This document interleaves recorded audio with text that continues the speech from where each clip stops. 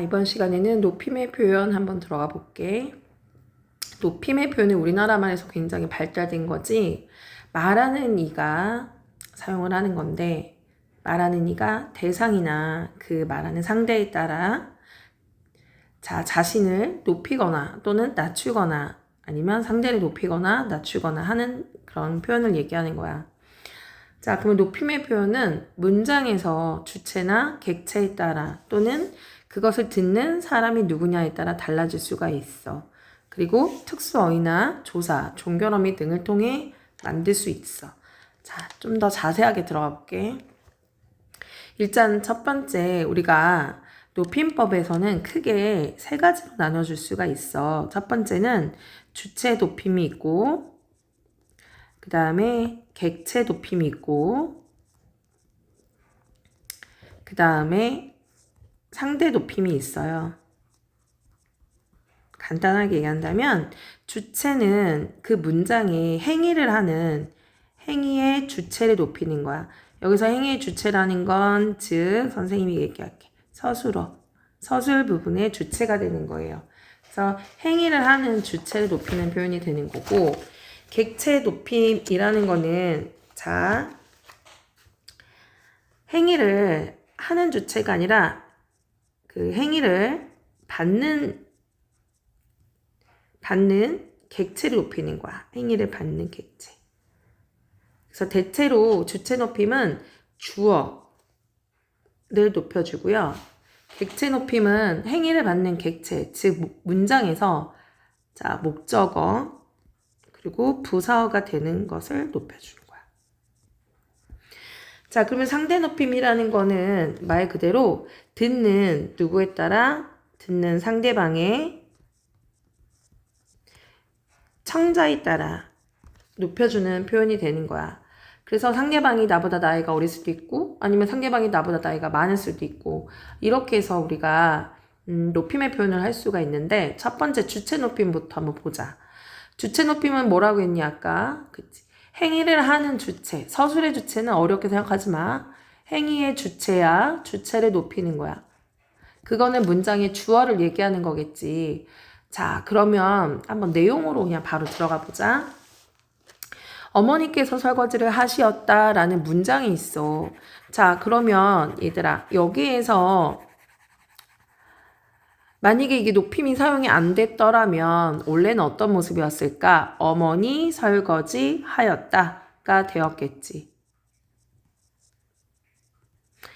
원래대로 했다면요, 어머니가 설거지를 하였다 이렇게 됐겠지. 자, 그런데 우리는 이 문장의 주체인 주어를 높여줄 거야. 그래서 우리가 뭐가 붙죠, 얘들아? 어머니가가 아니라요, 깨서라는 주격조사가 붙고요. 그 다음 하였다가 아니라 어떻죠?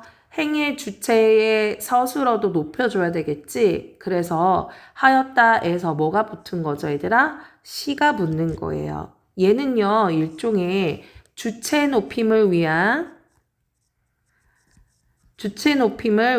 뭐죠, 얘들아? 선어말 어미야.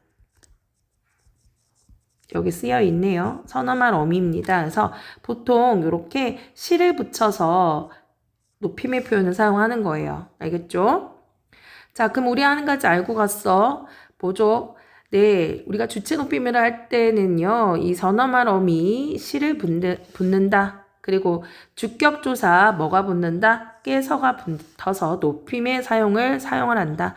자, 그런데 시, 깨서 말고 또 붙는 게 있어. 이거는 특수어휘라고 우리가 부르거든. 자, 우리가 좀 헷갈리는 게 그거예요. 자, 특수어휘는 고정된 거야. 계시다, 주무시다 이런 애들이 있어요. 그 밖의 것들을 선생님이 더 한번 써볼게. 특수어휘는 또 뭐가 있냐면, 예를 들어서 돌아가시다,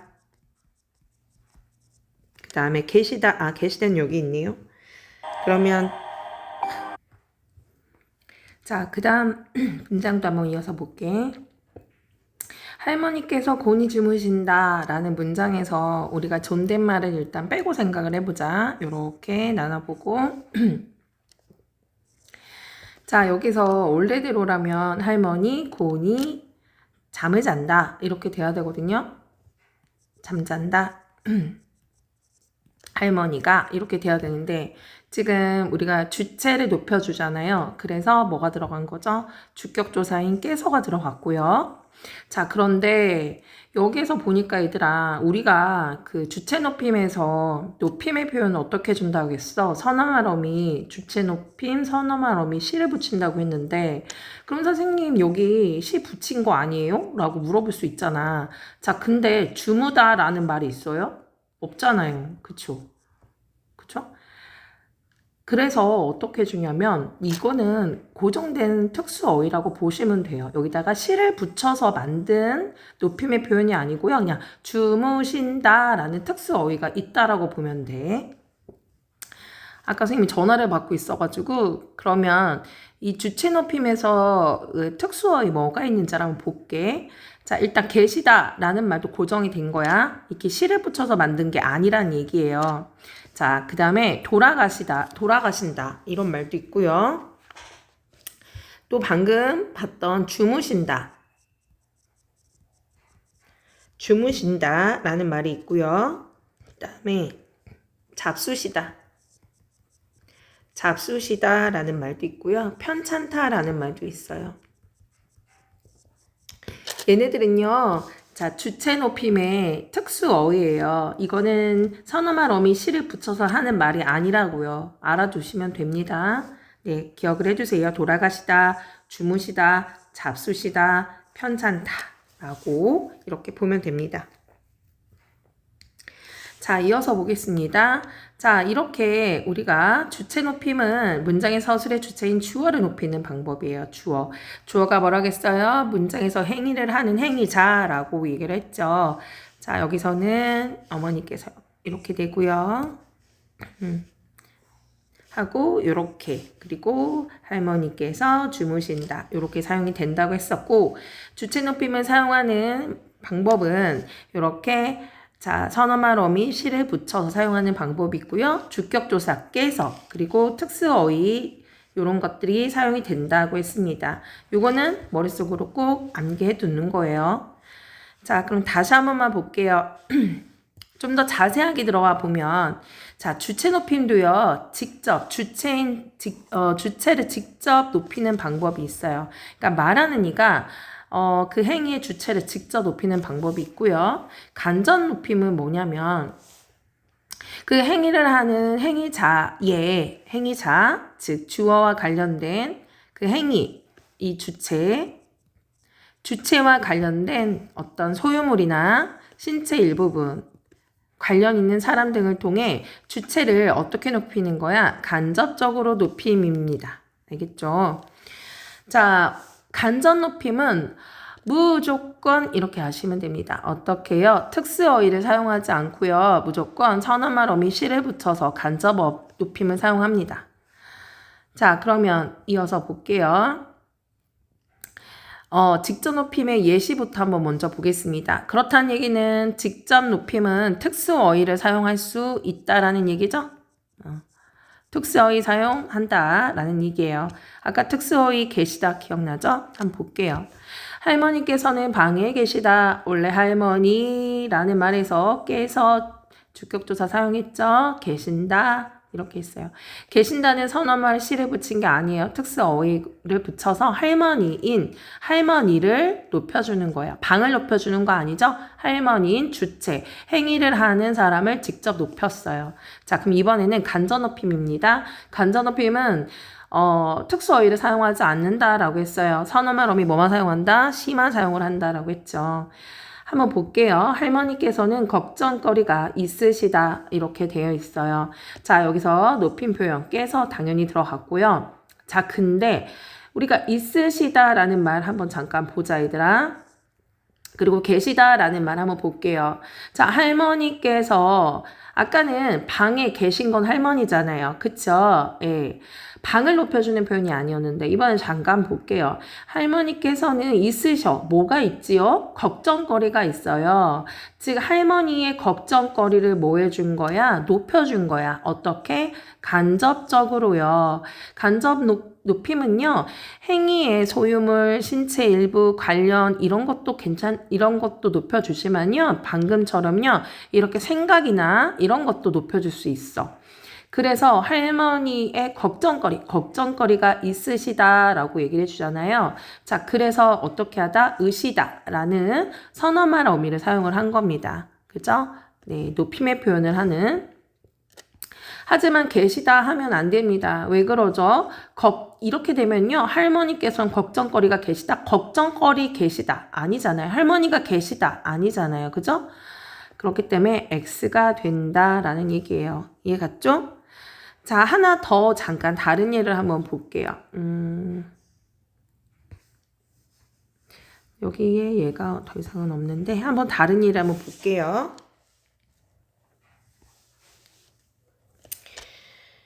예를 들어서 이런 게 있어요, 얘들아. 할머니를 예를 들어 볼게요.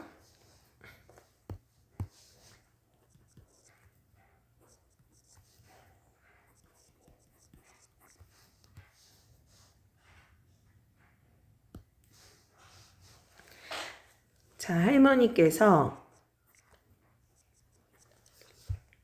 할머니께서 둘 중에 하나를 볼게요. 할머니께서 편찮으시다. 이런 말이 있어요. 자, 그 다음에 할머니께서 아프시다. 이런 말이 있어요. 자, 그 다음에 예를 들어서 계시다. 이런 말이 있고요. 있으시다. 잠깐 볼게요.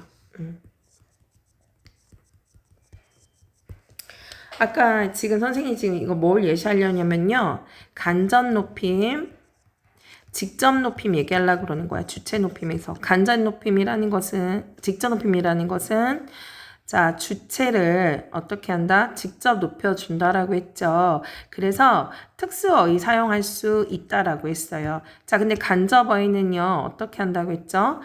자, 그 대상, 내가 높이고자 하는 그 주체의 어떤 뭐 생각, 주체랑 관련된 뭐 몸, 아니면 뭐 관련된 사람, 자, 주체와 관련된 그 밖의 것들을 어떻게 해주는 거예요? 높여주는 거예요. 그래서 여기서는 특수어휘는 사용할 수 없다고 했고요. 대신 의시 이렇게 선어말 어미 사용할 수 있다라고 했어요. 자, 그럼 여러분께 물어볼 테니까 여러분이 답을 말해보는 거예요. 할머니께서 편찮으시다라고 했어요. 그거는 할머니 자체를 얘기해 주는 거 맞죠? 편찮으시다. 할머니라는 주체를 얘기해 주고 있는 거예요. 그쵸?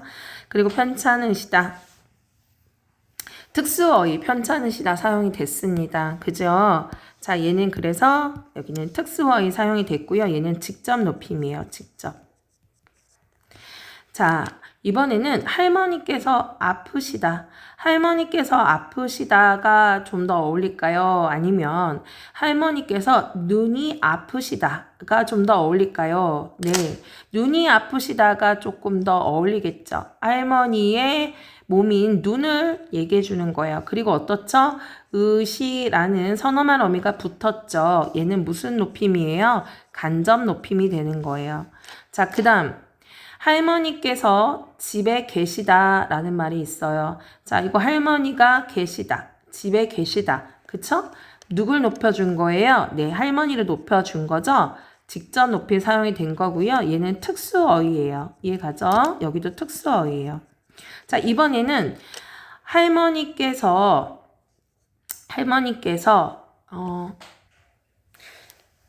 일단은 선생님이 객체, 주체 높이까지만 설명을 하고 객체랑 상대 높이는 그 다음 영상에 다시 설명해 줄게. 한번 여러분들이 교과서 보고 한번 내용 정리 쫙 해보자.